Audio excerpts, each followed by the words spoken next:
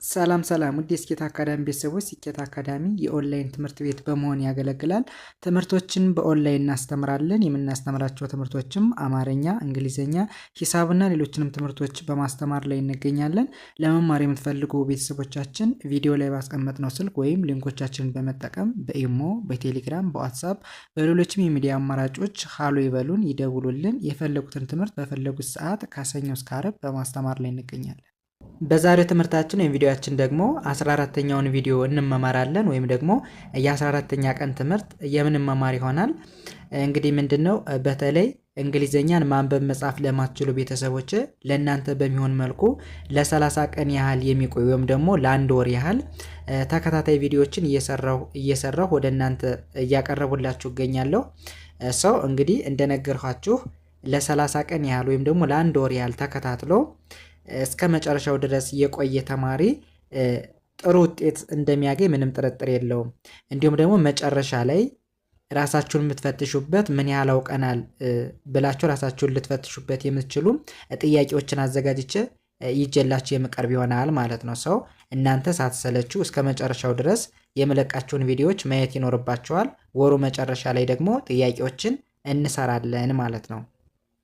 ኦኬ እንግዲህ ወደ ዛሬው ትምህርታችን ስንሄድ እንደነገርኳችሁ በዛሬው ትምህርታችን የቪዲዮአችን የምንመማረው የ14ኛ ቀን ትምህርት ነው ወይም ደግሞ 14ኛውን ቪዲዮ ነው ማለት ነው። 14ኛውን ቪዲዮ ነው። ሰው ከዚህ በፊት የተሰሩትን ቪዲዮዎች ወይም ደግሞ ትምህርቶች ያላያችሁ ቤተሰቦች ወደ ኋላ ሄዳችሁ ከመጀመሪያው ቪዲዮ ከአንደኛው ማለት ነው ወይም ደግሞ ቀን አንድ ብለን ከጀመርነው ቪዲዮ ጀምራችሁ ወደዚህ ብትመጡ የበለጠ ደግሞ የተሻለ ይሆናል ማለት ነው ይሆናል። ኦኬ ይህንን ካልኳችሁ ወደ ትምህርቱ እንሄድ። ወደ ትምህርቱ ስንሄድ እንግዲህ ከዚህ ጋር የምናያቸው በጣም አጫጭር የሆኑ ሁሌም ልንጠቀምባቸው የምንችል ቀላል የሆኑ በቀላሉ ልንረዳቸው የምንችል የእንግሊዝኛ ንግግሮች አሉ። ከዚህ ጋር ደግሞ በአማርኛው ትርጉማቸው ተቀምጧል ማለት ነው። ሰው እንዴት በቀላሉ ማንበብ እንደምንችልና በአማርኛው ውስጥ ትርጉማቸው ምንድን ነው የሚለውን እያንዳንዱን የምንመማር ይሆናል። እንጀምር። ኦኬ ከመጀመሪያው ስንጀምር መጀመሪያ ላይ የምታዩት የእንግሊዝኛ ቃል ምን ይላል፣ ምን ተብሎ ይነበባል የሚለውን ነገር ስናይ የመጀመሪያው የእንግሊዝኛ አልፋቤት ደብሊው ነች፣ ከዛ ኤ ነች። ይሄ ቀላል ነው፣ ችግር የለውም። ደብሊው ኤ ብለን ማንበቡ በጣም ሲምፕል ነው። ነገር ግን ደብሊው ኤ ምን አይነት ድምፅ አለው፣ እንዴት ይነበባል የሚለውን ነው ማወቅ ያለብን ማለት ነው። ሶ ደብሊው ኤ በአንድ ላይ ምን ተብሎ ይነበባል? ዊ ብለን እናነባዋለን። ዊ ተብሎ ይነበባል። ኦኬ ወደዚህኛው ስንሄድ ጂኦ ይላል። ጂኦ ኦኬ ጂኦ ደግሞ ምን ብለን እናነባዋለን? ጎ ተብሎ ይነበባል። ጎ በአንድ ላይ ሲነበብ ዊ ጎ ዊ ጎ ብዬ አነባዋለሁ። ኦኬ ትርጉሙ ምንድን ነው ስንል ዊ ማለት እኛ ማለት ነው። ጎ ማለት ደግሞ መሄድ ማለት ነው። ሶ ዊ ጎ ስንል እንሄዳለን ማለት ነው። ወይም ደግሞ እኛ እንሄዳለን ወይም ደግሞ ባጭሩ ምን ማለት ትችላላችሁ? እንሄዳለን ማለት ይቻላል ማለት ነው። ኦኬ ወደ ሁለተኛው ስንሄድ ሁለተኛው ደግሞ ምን ይላል? ኤስ ኤች ኢ ኤስ ኤች ኢ በአንድ ላይ ምን ብለን እናነበው? ሺ ብለን እናነባዋለን። ሺ ለሴት ሲሆን ሺ እንላለን፣ ለወንድ ሲሆን ደግሞ ሂ እንላለን። ሰው ይሄ ምን ተብሎ ይነበባል? ሺ ተብሎ ይነበባል።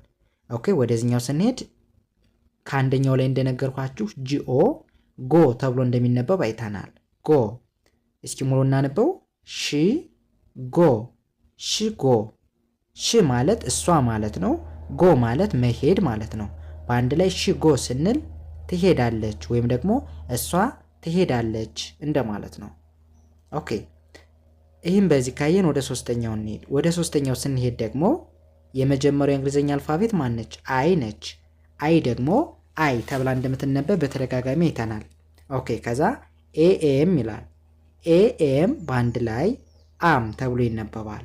አም ሙሉ ስናነበው አይ አም አይ አም ምን ማለት ነው? አይ አም ማለት እኔ ማለት ነው፣ ወይም ደግሞ እኔ ነኝ እንደማለት ነው። አይ አም ስንል እኔ ነኝ እያልን ነው ማለት ነው። አይ አም ማለት እኔ ነኝ ወይም ደግሞ እኔ እንደማለት ነው። እሺ ወደሚቀጥለው ስንሄድ የሚቀጥለው ደግሞ ምን ይላል? በተመሳሳይ አይ ነች፣ ከዛ ጂኦ ምን ተብሎ ይነበባል? ጎ ተብሎ እንደሚነበብ አይተናል። እስኪ ሙሉ እናነበው። አይ ጎ፣ አይ ጎ። አይ ማለት እኔ ማለት ነው። ጎ ማለት ደግሞ መሄድ ማለት ነው። አይ ጎ ስንል እሄዳለሁ ወይም ደግሞ እኔ እሄዳለሁ እያልን ነው ማለት ነው። ወይም ባጭሩ እሄዳለሁ ማለት ትችላላችሁ። ወደሚቀጥለው ስንሄድ በተመሳሳይ አይ ተብላ ነው የምትነበብ። ከዛ አርዩ እንደምን ይነበባል? እንደ ራ እናነባዋለን። እንደ ራ። ኤን እንደ ን በአንድ ላይ ሲነበብ ራ ን ራን ብዬ አነባዋለሁ። ሙሉ ሲነበብ አይ ራን፣ አይ ራን። አይ ማለት እኔ ማለት ነው ብያቸዋለሁ። ራን ማለት ደግሞ መሮጥ ማለት ነው። ሶ አይ ራን ስንል ሮጥ አለሁ እያልሁ ነው፣ ወይም ደግሞ እኔ ሮጥ አለሁ እያልን ነው ማለት ነው። አይ ራን ማለት ሮጥ አለሁ ማለት ነው። ኦኬ ወደ ስንሄድ ኤችኢ ምን ተብሎ ይነበባል? ሂ ተብሎ ይነበባል። ሂ ለሴት ሲሆን ሺ ብለን ነበር። ለወንድ ሲሆን ደግሞ ሂ ብለን እናነባዋለን። ሂ።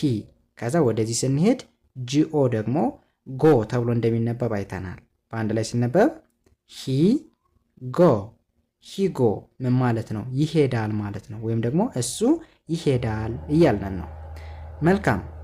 ወደዚህኛው ስንሄድ ይሄኛውስ ምን ይላል? ይሄኛው ደግሞ አይ በተመሳሳይ አይ ተብላ ነው የምትነበብ። ኦኬ ወደዚህ ስንሄድ ኢ እንደ ኢ ነው የምትነበብ። ኤ ሳይለንት ነች። ቲ እንደ ት። እስኪ በአንድ ላይ እናነበው። ኢ ት፣ ኢት፣ ኢት። ሙሉ ስናነበው አይ ኢት፣ አይ ኢት። እኔ ምን እላለሁ? እበላለሁ ማለት ነው። ኢት ማለት መብላት ማለት ነው። አይ ስንል እኔ ማለት ነው። አይ ኢት ስንል እኔ እበላለሁ ወይም ደግሞ እበላለሁ ማለት ነው በአማርኛው። ኦኬ ይህም በዚህ ካየን ወደዚህኛው ስንሄድ ይህኛው ደግሞ ምን ተብሎ ይነበባል? ኦኬ እንደምን ትነበባለች? እንደ ኢ እናነባታለን። ቪኢ እንደ ቪ፣ አር እንደ ር፣ ዋይ እንደ ይ ማለት ነው። በአንድ ላይ ኢቭሪ ተብሎ ይነበባል።